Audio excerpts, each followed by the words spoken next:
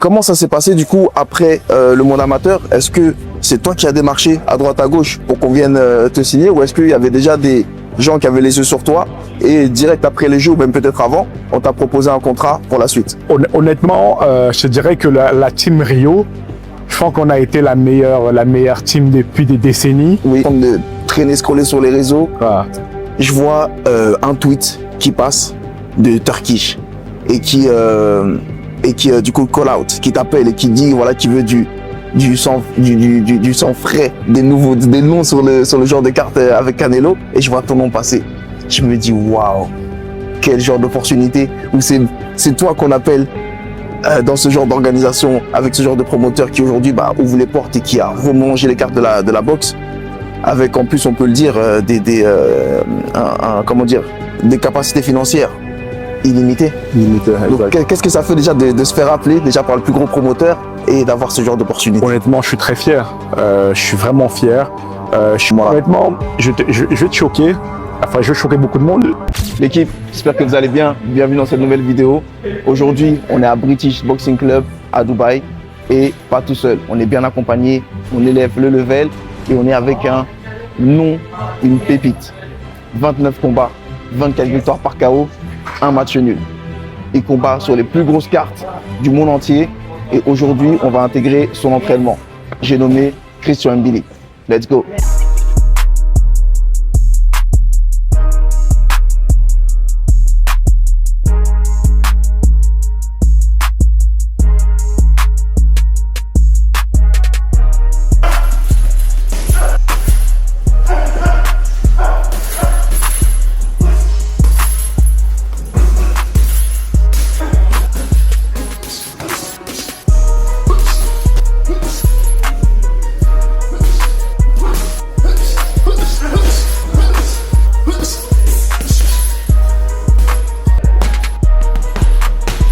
Déjà, comment tu vas? Ça va bien, ça va. Je t'embête entre deux sacs de frappe. Déjà, qu'est-ce que tu peux me dire? Est-ce que tu peux me partager quelle est la raison de ta venue ici à Dubaï? Est-ce que tu as essayé de fuir le froid québécois ou honnêtement, c'est vrai que j'ai fui un peu le froid québécois. Ça fait maintenant 8 ans que je suis au Québec. On commence à avoir des gros combats, les combats étaient de plus en plus espacés. J'avais 3-4 mois de comment, j'ai maintenant 2 combats par année. Donc je me suis dit, ok, il faut que j'aille dans un pays chaud là, parce que l'hiver c'est vraiment incroyable. C'est vraiment incroyable. Et j'avais des amis à Dubaï, j'avais des amis au Mexique, j'avais des amis un peu partout. Et il s'avère j'avais plus d'amis un peu ici à Dubaï. Je me suis dit, ok, je vais passer au moins 7-8 mois ici, comme ça j'ai la chaleur. Quand c'est l'été ou l'été, je suis en France ou au Canada, du coup je me suis dit, ok, c'est la meilleure solution. Donc ici c'est pas mal, surtout pour la période hivernale. On vient se réchauffer. Et en plus, on commence à avoir de plus en plus de beau monde ici, que ce soit pour le sparring, que ce soit pour la boxe. Il y a vraiment l'engouement qui se crée. Et en plus, on n'est pas loin de l'Arabie Saoudite. Là où tu viens, il y a peu de temps de ça. D'ailleurs, encore une fois de plus, félicitations pour ce combat. Merci. Tu viens de loin, on te connaît déjà maintenant, tu viens de l'INSEP, médaillé aux Jeux Olympiques. Aujourd'hui, tu as un titre WBC Silver intercontinental qui t'ouvre des portes pour un titre de championnat du monde. Et il y a quelques semaines de ça, tu combats sur une grosse carte telle qu'il propose Canelo. Donc c'est un parcours magnifique. Est-ce que tu peux nous en dire un tout petit peu plus avant que petite modification, champion du monde intérimaire. Intérimaire, ok pour moi. Mais écoute, ça fait plaisir. Les efforts sont récompensés. Je travaille beaucoup, je travaille énormément et les efforts commencent à porter ses fruits. Après, tout n'est pas encore fait. Je sais que j'ai encore beaucoup de travail devant moi. Je sais qu'il y a j'ai encore un bel avenir devant moi. Yes. Et je reste concentré, je travaille. C'est bien pour ça que tu me vois en train de taper le sac là, parce que je prends rien pour acquis. D'autant plus que dans la boxe, tu peux s'arrêter du jour au lendemain. Je pense qu'il y a plusieurs exemples qui me l'ont montré. C'est quand tu sous-estimes un peu l'avenir ou tu sous-estimes un adversaire, tout peut changer en un coup de poing. C'est pour ça que je reste concentré, je reste en shape, je reste en forme et je pense que le meilleur reste à venir. Reste à venir. Ok, c'est honorable en tout cas.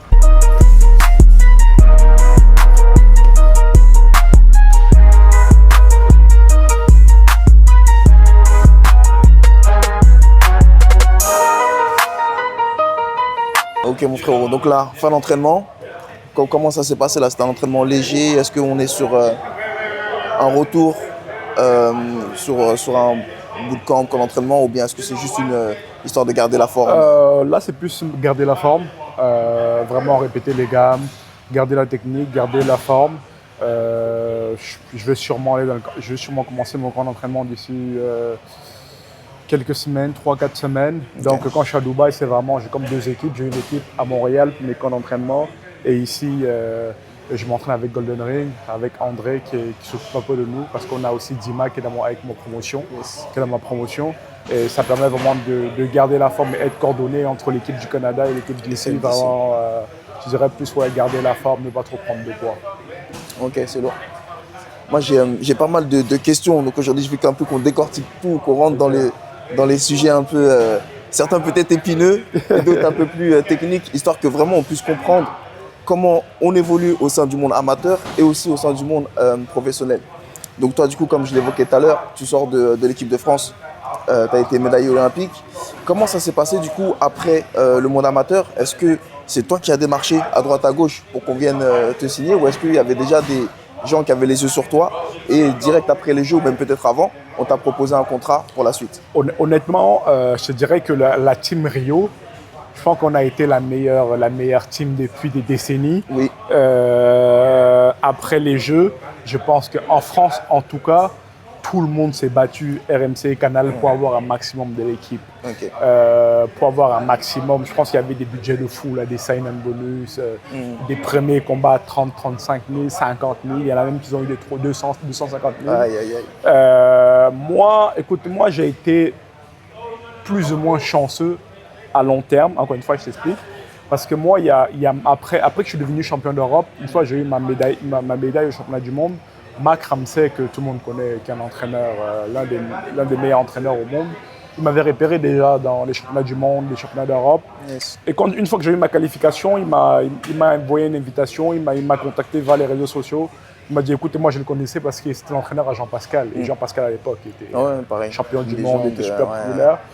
Et c'est ça, j'ai choisi le Canada. Après, honnêtement, comme je dis toujours au monde, le Canada, c'était financièrement à court terme, c'était le pire contrat qu'il pouvait avoir. Okay. Je rappelle en France, là, les promoteurs, les canals, les proposaient des 100 000 à la signature, des premiers combats à 35 000, 50 000. Et juste pour te dire, mon premier combat au Canada, c'était 5 000 $ canadiens, okay. L'équivalent de 3 000 €. Sign-on bonus, je pense que j'ai dû avoir 30 000 canadiens, okay. Même pas 20 000 €. Et c'est vrai que quand je suis parti, je savais que je faisais une bonne décision. Je savais que je prenais une bonne décision parce que Marc était quand même un entraîneur reconnu. Dans ma tête, j'étais persuadé qu'à long terme, je serais gagnant. Okay. J'aurais une bonne carrière, j'aurais un bon plan de carrière, je serais suivi par les professionnels. C'est vrai que quand j'ai pris la décision, j'ai quand même laissé pas mal d'argent en France. Ouais. On proposait, je pouvais monter à 100 000 à la signature, premier combat à 35 000 €, voire 50 000 €. Tu dis non à ça pour aller à un premier combat à 5 000 canadiens, l'équivalent de même pas 3 000 €, signature, sign-on bonus, 15 000 €. Et finalement, je suis très content que ce soit arrivé. Je suis vraiment content. Du coup, comment tu as pu avoir cette vision du coup long terme et te dire, ok, peut-être aujourd'hui je ne gagne pas beaucoup, mais sur le long terme, je vise à avoir plus gros et je sais que ça va grossir et s'agrandir. Honnêtement, j'ai suivi mon instinct. Je suis un fonceur dans l'âme. Moi, quand il y a une opportunité, je fonce. J'ai suivi mon instinct. Mon instinct m'a jamais trahi. Après, c'est sûr que c'est un peu le côté avec le coach Marc Ramsey qui m'a un peu excité. Excité, tu vois. Quand tu as un coach de plusieurs champions du monde, à l'époque, il y avait Arthur Beterbiev, il y avait Jean-Pascal, il y avait Eléder Alvarez, il y a eu d'autres avant ça. Yes. C'est un coach comme ça qui vient de démarcher. Il a fait ça avant les Jeux. Ouais. Avant les Jeux, on était en préparation pour les Jeux. Et moi, je suis déjà confiant. Là, je suis comme putain. Et j'ai toujours. C'est ça qui m'attend. C'est ça. Et j'ai toujours su que. Enfin, j'ai toujours su. J'ai toujours dit que j'aurais une grande carrière aux États-Unis, mais finalement, c'était au Canada, tu vois. Après, c'est proche. Après, on a fait plusieurs combats aux États-Unis aussi. Yes. C'est quasiment la même chose. Et c'est ça, c'était vraiment un projet qui m'excitait. Malgré que, tu sais, quand j'avais 21 ans. Bon, t'as 21 ans, l'argent, tu t'en fous. Enfin, moi, l'argent, je m'en foutais. C'est pas la priorité. C'est pas la priorité. Tu veux moi, boxer, j'étais comme, je voulais boxer, ouais. je voulais prouver. J'étais comme, non, let's go. L'argent, je m'en fous. Même quand je négociais mes contrats, que ça soit avec mon ancien promoteur, même avec Camille, Ivor Tiger, moi, l'argent, je m'en foutais parce que je savais que Camille, rien qu'en parlant à mon promoteur, Camille, je disais, putain, ça, c'est un gars qui m'inspire confiance. Je sais qu'il passe pas pour moi. Il a prouvé son nom. Et j'allais, tu vois. Après, c'est sûr que maintenant, je vieillis un peu. J'ai 30 ans. Il y a plus de réflexion. On compte plus de sous. Je compte plus d'argent. C'est ce que je dis maintenant. Avant, j'étais plus jeune, j'allais. Même si j'ai encore ce petit côté où je fonce, peu importe ce qui va se passer. Mais maintenant, je suis plus proche de la sortie que de l'entrée. Maintenant, on pense plus à long terme, on pense à l'après-retraite et on pense à combien de coups je vais prendre. Combien de zéros il y aura sur le chèque, tu vois. Ce qui est bien normal. C'est normal. Début, quand on est jeune, on veut juste boxer, on veut prouver que... Tu veux prouver. L'argent, on s'en fout, c'est une passion déjà, la boxe. C'est une passion, exact. Et après, quand on grandit, quand on comprend, ça devient un business. Mais dans un premier temps, on boxe tous pour la même chose, effectivement. Exactement. Et du coup, tu as évoqué ton écurie qui se trouve au Canada. Et il y a Fendero Moreno qui t'a rejoint en cours d'aventure. D'ailleurs, retenez bien ce nom, ce petit dangereux. Il est très dangereux. Je suis très d'accord et je confirme. Pour la petite anecdote, moi je l'ai croisé en stage en équipe de France militaire. Il m'a tapé. Il m'a tapé. Non, le petit. Écoute, non, il est... honnêtement, Moreno, je connaissais pas avant parce que c'est la génération d'après. Il y en a plusieurs qui me disaient ouais, Moreno, nanana, il te ressemble, tu devrais le voir, tu vois. C'est un guerrier. J'ai regardé un peu des vidéos, je vois putain, il est bon. Frérot, il est arrivé au Canada. Il est arrivé au Canada parce que le coach, les premières semaines, il aime tester les boxeurs, les sparring. Normal. Ouais. Oh, il a envoyé tout le monde en l'air. Aïe, aïe, aïe. Je regardais le truc, boum, boum. Il est puissant, rapide, il a le coup d'œil. Je suis comme, putain, le petit, il est dangereux, mon vieux. Et honnêtement, pour moi, c'est l'un des meilleurs prospects de France actuellement. Yes. Et sûrement l'un des meilleurs champions qu'on va avoir à venir. Très, très, très, très proche. Et moi, je donne 2 ans. Max, il va être champion sûr. Magnifique. En tout cas, je confirme. Un monstre. Ça va vite, c'est puissant. Incroyable. Et je sais pas comment dire, mais de toute façon, je pense qu'on est tous pareils. On est des challengers, on est des compétiteurs. Mais lui, j'ai l'impression qu'il a un petit plus. Il a un plus. Il veut prouver encore plus.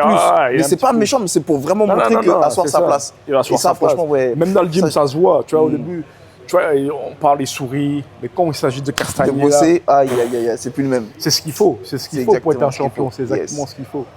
Magnifique.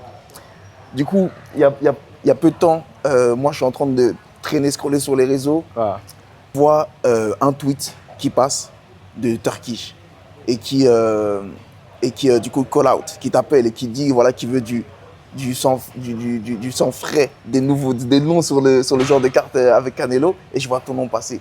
Je me dis waouh, quel genre d'opportunité, où c'est toi qu'on appelle dans ce genre d'organisation, avec ce genre de promoteur qui aujourd'hui ouvre les portes et qui a remangé les cartes de la boxe, avec en plus, on peut le dire, des capacités financières illimitées. Donc qu'est-ce que ça fait déjà de se faire appeler déjà par le plus gros promoteur et d'avoir ce genre d'opportunité? Honnêtement, je suis très fier. Je suis vraiment fier. Je suis content de faire partie de l'aventure, très content de faire partie de ces événements. Honnêtement, je pense que tout le monde de la boxe se rend compte qu'actuellement, la boxe en son excellence Turquie, c'est minable. Il a relancé la boxe d'une manière incroyable. Avant, tout le monde était sur le MMA. Là, quand il est arrivé, il a dit ok, on va faire des combats, on va mettre l'argent, on va investir. Et il fait un travail incroyable. Et je suis très content. Encore une fois, ça prouve que je suis avec la bonne équipe. Il faut savoir qu'avant ça, avant qu'il s'intéresse à nous, il y a eu un travail de fond. D'accord. Il y a eu un travail de fond par mon équipe Camille, par mon équipe de promotion Camille, qui a pu me placer dans les bons événements, qui a pu faire aussi un travail de lobbyisme. Faut pas se mentir, dans la boxe, il y a un gros travail de lobbyisme, de politique, de dire ok, mon poulain il est là, il mérite, il a combattu lui. Regardez, il est champion du monde intérimaire. On va pas se mentir. Là-dessus, je suis vraiment chanceux. Je pense que je le mérite, mais il faut le dire, je suis quand même chanceux. J'ai ma promotion qui fait un travail formidable. Honnêtement, je touche du bois, j'ai toujours été très chanceux. Et là-dessus, je dois vraiment beaucoup à ma promotion là-dessus. Ok. Ok, magnifique. Et du coup, là, tu sors d'un combat, d'une guerre. Magnifique. C'était quoi, du coup, ton ressenti avant combat d'avoir ce genre d'opportunité, d'être ce genre de carte et de la visibilité que ça va t'apporter. Ah. Et après combat, ressenti de ce genre de guerre. Résultat peut-être décevant, j'imagine, pour toi. Mais voilà, quel était un peu ton état d'esprit à ce moment-là? Honnêtement, je vais te choquer. Enfin, je vais choquer beaucoup de monde. On s'est choqué aussi un peu. On était quand même, quand on a repensé, on a dit qu'on était fous un peu à l'époque. Quand je suis devenu champion du monde, quand j'ai fait le combat pour être champion du monde intérimaire face à l'autre Polonais là chez moi, on a vu tout ce qui s'est passé. Il y a eu des rebondissements. Je devais combattre Pachenko, après je devais combattre Kevin, après je devais combattre Munguia. Frérot, j'ai mis 6 mois de camp d'entraînement. 6 mois. Ça fait 6 mois de camp d'entraînement là pour un combat. Au début, je devais combattre en janvier-février. Finalement, j'ai combattu en juin. Et ça pousse l'échéance et c'est fatigant. Pousse l'échéance, c'est fatigant. Et une semaine avant mon combat de championnat du monde intérimaire de VBC, il y a Turquie qui commence à citer mes noms partout. Ouais, we want Christian Billy, we want Christian Billy. Moi, j'ai un combat, il faut que je focus. En même temps, tu as le net qui s'enflamme. Yeah, let's go, we won. He's very entertainment fighter. Non, on le veut partout. Les réseaux commencent à chauffer un peu. Et moi, je suis comme, OK, focus sur ton combat. Yes. Et je fais mon combat. Dieu merci, ça va quand même assez. C'est un combat assez rapide. 1 minute, je prends au moins 1 minute, je mets KO. Et honnêtement, j'étais brûlé, j'étais fatigué. 6 mois de camp d'entraînement, Kevin, non, Pachenko, non, Munguia, non. Finalement, il s'est fait battre par le Marseillais. C'était, mon corps était fatigué, j'étais mort. Après, quand Turquie est venu pour parler avec mon équipe, on a dit non. Premier réflexe, on a dit non. Même avec moi, je me rappelle, j'ai quitté le combat, j'ai mis KO. Le lendemain, mon promoteur m'appelle, lui, ça va, tout va bien, pas de blessure, pas de bobo. On peut se me dit, OK, pour Turquie, comment on fait? Moi, je dis, écoute, moi, je sors des 6 mois d'entraînement, mon corps est fatigué, je suis pété partout. En plus, c'est des gros camps d'entraînement. En plus, moi, je suis du genre à me donner à l'entraînement à 100%. Là, et j'étais KO. Et on dit non la première fois. Et moi, je reste comme ça. Moi, je dis non. Moi, je commence à fêter déjà là, avec des amis, gros gâteau, sortir un peu. Et t'as Camille, mon promoteur, qui m'appelle, écoute Christian, là, il nous fait une grosse offre. Là, il nous offre pas mal d'argent sur la table pour que tu puisses boxer. Et en plus, on a repensé, il m'a invité à dîner, on a reparlé, on s'est dit, OK, c'est quand même un gros événement. Au début, il faut savoir qu'initialement, on était censé faire la demi-finale. On était censé faire le combat avant Canelo. Mais ça a changé parce que mon adversaire, il a la même équipe que Canelo. Du coup, on ne pouvait pas faire le combat demi-finale et ensuite la finale. Pour eux, ça dérangeait le truc. Et c'est comme ça qu'ils nous ont séduits. Ils ont dit, bon, faites la demi-finale de Canelo, il y aura je ne sais pas combien de millions de téléspectateurs. On s'est dit, ah oui, putain, j'avoue quand même, là, on est quand même des oufs. On a dit non à ça. En termes d'opportunités. Après, tant mieux, parce qu'au début, on a dit non, ils sont venus surenchérir. Ils ont surenchéri, OK. Un mal pour un bien. Un mal pour un bien. Yes. Et OK, mon coach, on s'est regardé avec mon coach et mon promoteur, on s'est dit, OK, c'est quand même une bonne opportunité. Je suis fatigué peut-être physiquement. J'ai eu 6 mois de camp d'entraînement, mais je suis capable de prendre un petit 3 semaines de repos et revenir en camp d'entraînement. C'est comme ça arrivé et paf, on a commencé le camp d'entraînement. Et c'est ça. J'étais vraiment excité finalement. Après, je me suis rendu compte qu'en fait, c'est une opportunité de fou. Médiatiquement, ça explosait. Chaque tweet, chaque tweet, chaque publication sur les réseaux sociaux, c'était un carton. J'ai préparé le camp d'entraînement, on allait à Big Bear. Très gros camp d'entraînement. Honnêtement, pendant le camp d'entraînement, ça s'est senti, moi, fatigue. J'étais KO. Même après le combat, on a fait une petite réunion avec l'équipe pour savoir comment ça a été, pour faire un peu le rendu du déroulement et du camp d'entraînement et du combat et tout ce qui s'est passé. Frérot, le camp d'entraînement, j'ai eu à Big Bear, j'étais rincé, fatigué. Après, c'était en altitude, tu vois. C'était la deuxième fois que je faisais un stage en altitude. Et ça change les capacités. Ça change. Et on a essayé un peu de voir un peu avec l'équipe, d'analyser la situation. Qu'est-ce qui a pu faire en sorte que je sois fatigué autant? Et on a cité plusieurs trucs entre mes 6 mois de camp d'entraînement avant, l'altitude.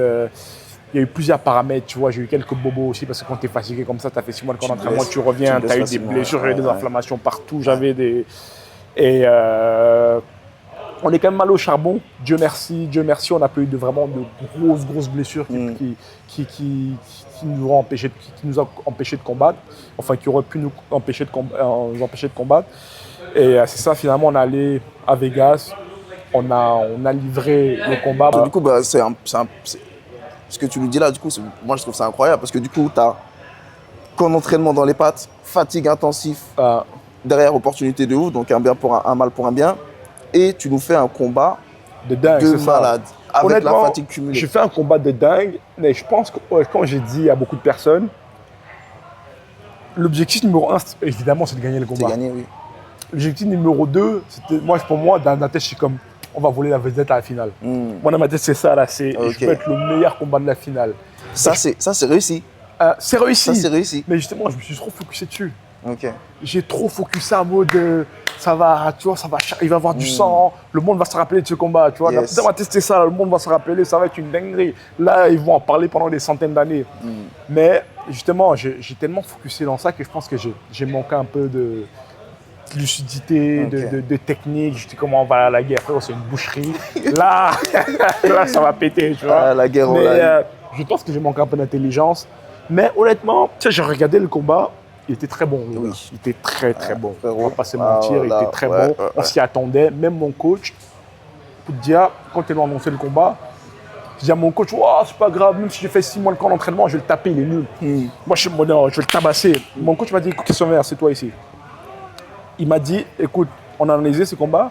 Mon coach m'a dit, je vais pas te mentir, moi, depuis des années, j'analyse le monde. C'est comme ça que je t'ai recruté. J'analyse les amateurs, j'analyse les professionnels. Il m'a dit, dans la catégorie des super moyens, là, t'as Canelo, t'as toi, t'as Iglesias, le cubain, et t'as lui. Ok. Le reste, ça, c'est de la bullshit. Ok. Il m'a dit, le reste, là, les Berlinga, les je sais pas quoi, là, Tranquille. ils sont nuls. Ok. Même ne le sous-estime pas. Pour moi, c'est ça mon classement à moi. Et c'est là que je me suis dit, OK, là, on a affaire à un gars sérieux. Parce Ok. que quand Marc regarde quelqu'un, C'est que vraiment. il sait, c'est quelqu'un qui analyse son métier. Il sait, le gars qu'on avait en face. C'est là que j'ai pris l'entraînement plus sérieusement. Je me suis dit, OK, bah là, on a analysé ses combats. Énormément de ses combats. On a vu qu'il cognait, il était rapide, il était technique. Après le combat lui-même, à part la juge là qui a fait je sais pas quoi, une juge là qui a donné je sais pas combien de différences, 3 rounds à lui, mon promoteur allait voir pour se plaindre un peu comme il y a un problème là. Ça fait 2 fois en plus ça fait 2 fois qu'on combat, non 3 fois ça fait, enfin on a plusieurs boxeurs qui combattent avec Turquie. Et comme ça fait 2 fois que nos boxeurs là, ils se font avoir sur les juges, c'est quoi le problème? Il y avait un gros écart. Moi, sur le combat, honnêtement, moi, je me donnais 2-3 rounds d'avance. Après, je regardais le combat. Je faisais le combat. C'est moi qui mettais la pression. C'est moi qui faisais tout. Il contrait. Il a eu des bonnes contre-attaques. Ouais, il m'a touché pas mal. Il était très bon. Il m'a très serré. Après, match nul. Est-ce que ça me choque? Non. Mais par contre, le juge qui a donné, je sais pas combien, là, ça, c'est... Il y a là-bas, ça... Ouais. Ok. Mais moi, très sincèrement, pareil. Franchement, le match nul, il est mérité, je trouve. Il n'y a pas moi, pour moi, match nul, c'est OK, c'était vraiment un combat serré. Ça me dérangeait. Ça me dérangeait pas. Même si je pensais que j'avais un petit point, mais après, tu sais, je ne suis pas juge arbitre, je suis boxeur. Après, tu as ton ressenti, ton analyse du truc. Souvent, des fois, tu te sens au-dessus et tout. Et ça peut être le cas, ça peut ne pas être le cas. Exact. Après, effectivement, tu as les juges autour et ceux qui comptent et qui jugent le combat. En tout cas, du coup, comment tu te positionnes maintenant après ce genre de combat vis-à-vis d'un Canelo ou d'un Crawford? Honnêtement, comment je me positionne? C'est ce que je disais à mon coach quand je suis sorti du combat. J'étais grave déçu. J'étais dégoûté. Je suis comme putain. Il manquait rien. Dans ma tête, j'avais gagné, mais en même temps, j'étais comme peut-être j'ai pas fait assez. Après, tu vois, j'ai réfléchi. J'ai réanalysé un peu l'année. 6 mois de camp d'entraînement, j'étais fatigué, j'ai fait un combat de dingue. J'ai de quoi être fier. J'ai de quoi être fier. On a volé la vedette à la finale. J'ai combattu j'ai fait ma préparation dans des conditions difficiles. J'ai fait un match nul, c'est pas une défaite, mais finalement, j'étais comme ok, j'ai quand même fait un combat où le monde se rappelle, là, même le monde, ils en parlent encore là. Parce que là, on est en train de voir peut-être que je vais combattre, il y a plusieurs noms qui sortent en ce moment dans Munguia. Munguia qui est sorti, ouais. Et quand le combat est sorti, il y a tout le monde qui m'a texté, il y a tout le monde qui était en mode hey, on veut le match revanche, c'est un combat de fou, on veut. Et juste pour dire comment ça a marqué le monde va encore voir cette guerre, comme ils veulent encore du sang. Comme non, il y en a plein qui m'ont texté, qu'est-ce que tu fais? Il y en a même qui écrit encore des commentaires, qu'est-ce que tu fais? T'as peur ou quoi? Nous on veut ce combat là, nous on veut ça, c'est un combat de dingue, on veut le revoir. Après, on peut pas blâmer les fans. Ils veulent voir du sang, ils veulent voir de la guerre. Des guerres comme ça, bien sûr, ouais. Et c'est ça, finalement, honnêtement, actuellement, je suis très content. Il y a d'autres combats qui sont en train de se voir, peut-être avec l'Arabie Saoudite, qui est en train de se négocier actuellement. Je n'ai pas beaucoup d'informations. Je vais appeler mon promoteur la semaine prochaine pour voir où sont les négociations, quel nom finalement va être choisi. Et c'est ça, finalement, je suis très content. Je reste numéro 2 mondial de VBC. J'espère d'ici l'année prochaine avoir ma chance pour être numéro 1. Yes. Donc c'est un peu ça ma situation actuellement. Okay. Super. Est-ce qu'on peut un tout petit peu rentrer dans les chiffres et dire une fourchette? Je sais que les chiffres, c'est un peu une fourchette quand, par exemple, un boxeur boxe sur une carte en Arabie Saoudite. Frérot, je vais pas parler de chiffres. C'est des gros chiffres. C'est des gros chiffres. C'est des gros chiffres, on va pas se mentir. Mais c'est des gros chiffres. Il faut savoir que la boxe, on a beaucoup de dépenses. T'as le promoteur, t'as le camp d'entraînement, les déplacements, les sparring partenaires, t'as le promoteur, le coach et le promoteur qui prend leur partie. Ouais. T'as aussi du VBC qui prend un pourcentage. Yes, okay. C'est des gros chiffres. Je vais pas te mentir, je vais pas commencer à te dire que c'est de la merde, mais par rapport à un boxeur, par rapport à un footballeur, on est très pauvre là. Ah ouais? Par rapport à un footballeur qui touche. Après, c'est différent, ils sont payés tous les mois et tout. Ils sont payés par mois, eux, ils sont garantis. Nous, on est payés par combat. Si moi je me blesse, là, j'ai plus de revenus. Mais je vais pas te mentir, je vais pas commencer à faire la langue de bois. C'est des gros chiffres. Yes. C'est ce qui est bien aussi avec l'Arabie Saoudite et la Turquie, c'est que lui, il paye bien les boxeurs. Okay. Il met l'argent sur la table. Ok, nous, on veut ce combat. Tiens, il met les moyens pour vraiment faire des belles cartes. Lui, pas qu'il s'en fout de l'argent, mais il met les moyens pour faire les combats que lui, il veut voir. Ouais. Et c'est ça, c'est des gros chiffres, mais je ne vais pas te donner une fourchette là. Je veux pas qu'on commence à me texter sur les réseaux sociaux, à voir des cousins qui débarquent. Et puis des DM aussi. Des trucs. Honnêtement, on ne va pas se mentir, je suis arrivé à un niveau où c'est rentable. Yes. Mais il faut savoir qu'il y a eu du travail avant. Il y a eu des sacrifices. Je suis passé à côté de beaucoup de contrats parce que je me disais non, à long terme, ça va être mieux là. Yes. Et je suis très content d'en arriver là et je pense que j'aurai encore plus de gros chiffres d'ici 1 an ou d'ici la fin de l'année. On vise encore plus que ça, mais ça commence à être très florissant. Je le souhaite en tout cas, mon frérot. Ah. Est-ce que tu peux nous donner un peu des conseils sur, par exemple, le boxeur aujourd'hui amateur qui veut faire une carrière, avancer, se faire voir, gagner des titres et pour exceller du coup dans le monde professionnel? Des conseils. J'aime pas donner des conseils, mais quand ça concerne la boxe, ok, je vais me forcer. Honnêtement, pour un boxeur amateur, moi je dirais déjà, comme tout, travail, reste concentré sur ce que tu as à faire. Pour le parcours en général, je dirais, essaie de faire les jeux. Yes. C'est ce que je dis toujours aux boxeurs, c'est ayez une bonne carrière amateur, essaie de faire les jeux, essaie de te faire remarquer à l'international. Parce que beaucoup d'amateurs pensent que non, je vais arrêter le monde amateur, je vais aller chez le professionnel, je vais gagner de l'argent. Ils sont très pressés de passer dans le monde pro. Ils sont très pressés. Ouais. Frérot, je sais pas combien de pourcentage, mais la dernière fois, je parlais avec mon promoteur là-dessus, les pourcentages sont minables. Le nombre de boxeurs professionnels qui vivent de la boxe, qui ne font que ça. Je crois que ça représente à peine 1%. Oui, c'est très faible. 1% de boxeurs ne vivent que de la boxe. Ouais. La plupart, là, ils ont un boulot à côté. Ils ont un taf à côté, c'est dur. Les gens ne se rendent pas compte. C'est dur, les gens ne se rendent pas compte. Et le nombre de boxeurs qui font plus de 100 000 par année, c'est encore moins. Pareil, c'est faible minime. Aussi. Et si on parle de boxeurs qui font plus d'1 million par année, là, c'est ridicule. C'est des miettes. C'est rikiki. Et c'est ça. Je dirais, concentre-toi sur ton monde amateur. Si tu as une passion aussi à côté des études, concentre-toi là-dessus parce que honnêtement, j'ai vu tellement de carrières professionnelles des gens qui s'étaient voués au succès, que ce soit une blessure, un problème personnel, un papa qui a eu des problèmes, une maman qui a eu des problèmes, ou ça. Ce qui est difficile en boxe, c'est que le moindre petit grain de sable dans ta carrière, ça peut tout changer. Ça peut tout changer. Une mauvaise petite amie, des parents forcément qui te suivent pas forcément, ou le moindre petit grain de sable là, ça peut faire dériver ta carrière. Et je te dirais, ouais, c'est ça. Concentrez-vous sur votre carrière amateur, ayez déjà une très bonne carrière amateur, et ensuite entourez-vous de bonnes personnes dans le monde professionnel. Une bonne équipe. Une bonne équipe. Je suis aussi passé par là. Mon premier promoteur, pas forcément le meilleur promoteur qui soit. J'ai fait des changements dans mon équipe, que ce soit de promotion et de management. Il faut savoir que maintenant dans la boxe, entre le promoteur et le manager, on ne voit plus trop de différence.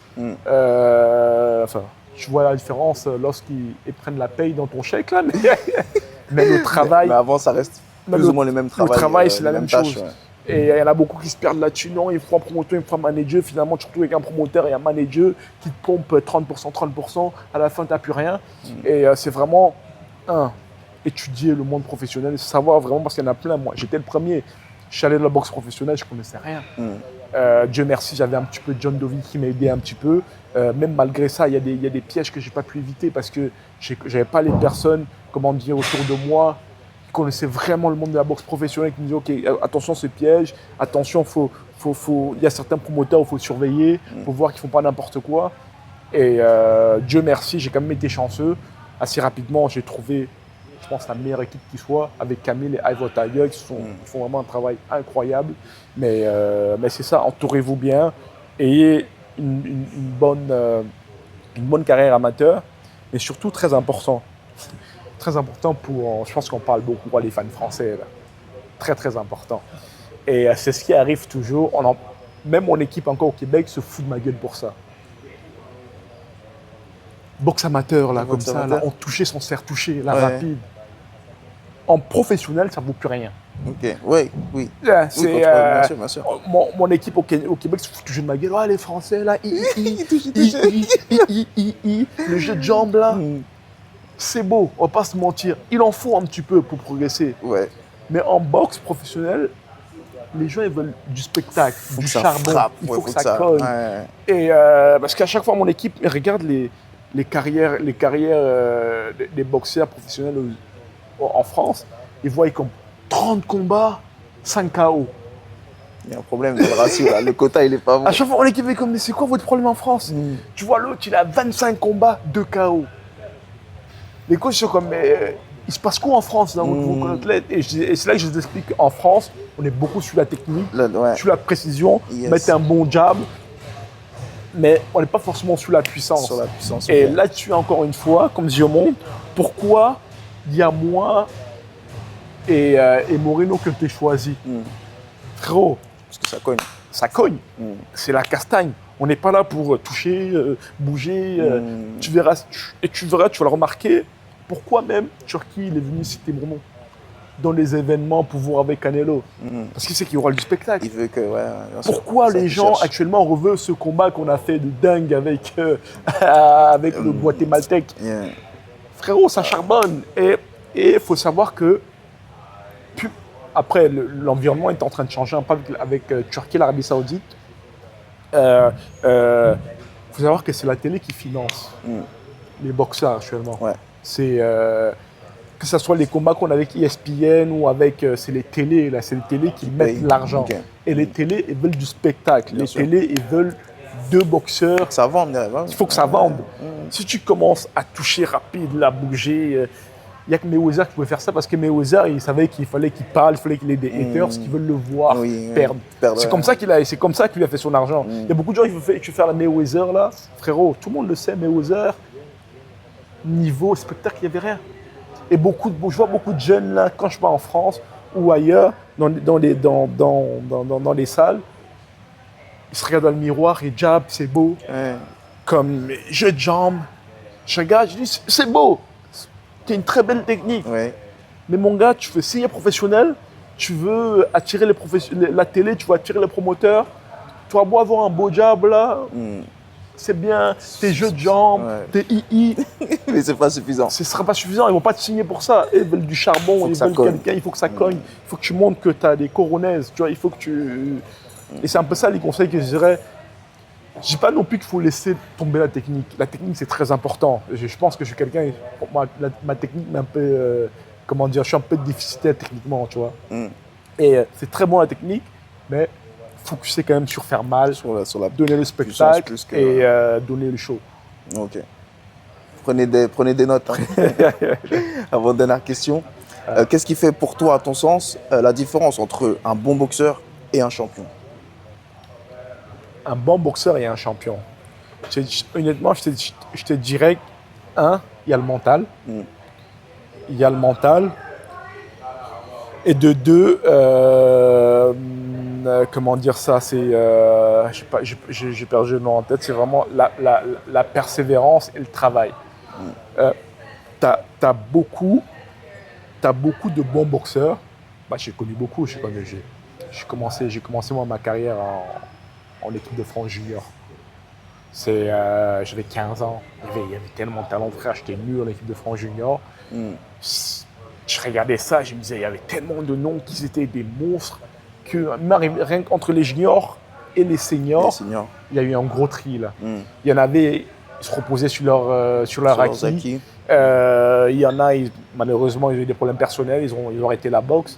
Mais je te dirais que la différence, c'est vraiment le travail, la persévérance, continuer à travailler, ne pas se reposer sur ses acquis. Et après, évidemment, pas se mentir, il y a un petit côté de chance, mais il faut savoir que la chance, ça vient avec le travail. Ça vient avec le travail. Ça se provoque. Ça se provoque. Tu peux pas rien foutre et compter sur la chance. C'est tu travailles, tu lâches pas. Le champion, c'est vraiment ça, celui malgré les hauts et les bas. C'est frérot, j'ai connu des hauts et des bas, là, des dingues. Il y a le monde qui ne se rend pas compte. J'ai quitté mon promoteur pendant, je sais même plus, c'était avant la pandémie. Je quitte mon promoteur avant la pandémie. Je suis comme non, je ne travaille plus avec toi. Et là, boum, il y a la pandémie qui se pointe. T'as pas de promoteur. J'ai mon équipe d'entraînement, Dieu merci. Mais t'as rien, t'as pas d'avenir. La pandémie, elle a duré 3 ans. Et le monde est bloqué, t'as pas de revenus. Et c'est ça, c'est vraiment être persévérant. Il y aura des hauts et des bas, mais continuer à croire en toi. Et le champion, je pense pour moi, c'est celui, malgré les hauts et les bas, qui reste concentré sur son travail, sur ce qu'il a à faire. Et ouais, c'est vraiment, pour moi, c'est vraiment ça. Ok, magnifique. Je suis d'accord avec toi sur l'aspect psychologique. Il y en a beaucoup, c'est vrai qu'on est dans un sport de combat, du coup, c'est le physique qu'on voit dans un premier temps. Mais l'aspect psychologique, il est plus important, à mon sens, en tout cas, plus important que le physique. Plus important que le physique.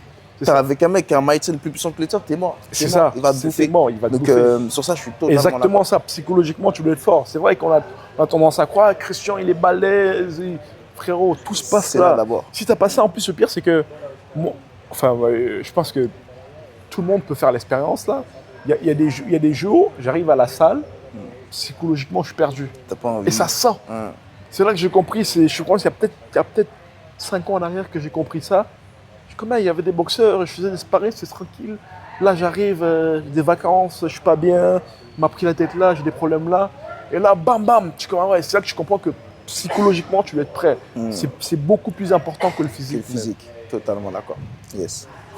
Et du coup, dernière question, qu'est-ce qu'on peut te souhaiter du coup pour la suite de ta carrière, pour la suite de ta vie, même personnelle? Honnêtement, la bonne santé et que je continue à prendre du plaisir. Yes. Encore une fois, je dis toujours, je suis très chanceux, même si je travaille énormément, je suis très chanceux de vivre de ma passion, d'être à un niveau où j'y gagne quand même pas mal, et d'être bien entouré aussi.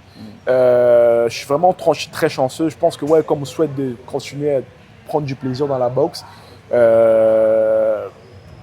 d'être content de s'entraîner, d'être content de surpasser, d'être content de souffrir aussi. Parce que le monde ne se rend pas compte, on est un sport un peu, comment dire, j'ai oublié l'expression des gens qui aiment souffrir là. Des sadiques, genre. Des sadiques. Bref, on a un sport où on aime s'infliger de la souffrance. C'est vrai. Et les gens ne se rendent pas compte de ça. Je prends plaisir, à me prendre des coups. Là. Et à en donner. En donner, je prends plaisir à courir comme un malade. Là, il y a des exercices à soulever. Je suis à 2 doigts de la blessure. À chaque fois, je me blesse, j'ai des inflammations partout. Je suis dans le rouge parce qu'à chaque fois, je pousse mon corps jusqu'à la limite de la blessure. Et je prends plaisir à faire ça. Yes. Et c'est vrai que les gens ne se rendent pas compte. Ils pensent que ouais, non, c'est la belle vie. On fait 2-3 pads, on va en combat et tu vas toucher des millions en 12 rounds. Ouais. Mais ils ne se rendent pas compte, ces 12 rounds-là, c'est 6 6 mois mois de d'entraînement de prépa derrière, souffrance, ouais. sans compter les 15 ans D'expérience, de d'expérience bagage qu'on a derrière, eu, ouais, de ouais. bagages, de souffrance, de transpiration, de perte de sang, de traumatisme crânien, tu vois. Et je sais, enfin moi, je pense que j'arrête. Moi, je me donne pas encore 10 ans de combat. Je ne fais pas combattre carrière, je ne vais pas combattre jusqu'à mes 40 ans là. Je me donne encore à court terme là 3 ans et j'arrêterai. J'ai encore du plaisir, mais j'aimerais quitter ce sport avec le moins de séquelles possible. Yes. Vraiment avec le moins de séquelles possible et ensuite faire les projets que j'ai à faire personnels derrière et ralasse, être champion du monde, faire mon argent évidemment et quitter de là avec les poches bien remplies, la santé, Bien rempli, la santé qui suit. et la santé qui suit. C'est vraiment le plus important, je suis totalement d'accord avec toi. Moi-même, à ma petite échelle, je me suis toujours dit, j'ai peur de faire le combat de trop. Faut pas faire le combat de trop. Et c'est encore pire quand t'as un boxeur un peu comme moi. Frérot, je donne tout sur le ring. Ouais. C'est pour moi, au Nigo, on va pour la castagne. Et c'est pour ça que je me suis toujours dit, je suis un combattant très, très, très explosif, qui est axé sur l'attaque, qui se prend beaucoup de coups. Du coup, pour moi, il faut que je me retire bien avant beaucoup, tu vois. Pour moi, un combat ou un camp d'entraînement, un de mes camps d'entraînement, ça vaut 3 camps d'entraînement de beaucoup de personnes. Les autres. Ouais. Parce que frérot, je me pousse. Je suis toujours à ça de la blessure. Même au combat, je me pousse. Du coup, je me suis toujours dit, ok, allez, 33, grand max 34, mais 33, Fin de... je on rapproche me les tire. gants. Ok. Bon, en tout cas, frérot, d'ici là, on souhaite vraiment le meilleur. Que tu repartes les poches pleines, avec la santé, avec un maximum de titres. Exact. C'est vraiment ce que tu souhaites. C'est bien. En tout cas, merci. C'est bien parti pour. En tout Let's cas, go. merci bien. Merci pour cette interview et merci pour tous les conseils que tu as pu partager à la communauté de boxe. Les gars, je vous dis à très bientôt et n'hésitez pas une fois de plus, pour ceux qui veulent venir mettre les gants ici, se rencontrer, ne serait-ce même juste pour un café, ça me fait énormément plaisir. En tout cas, je suis impatient de vous retrouver dans les rings de boxe à Dubaï. D'ici la prochaine vidéo, prenez soin de vous, let's go!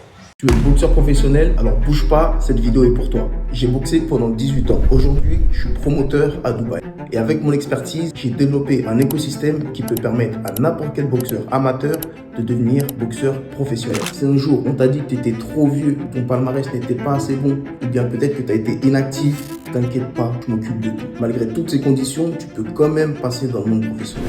Je t'accompagne vraiment de A à Z, que ce soit pour le coaching, pour ta licence, pour ton box rec, pour ton palmarès, la stratégie, les réseaux sociaux, la visibilité, mon réseau et plus encore.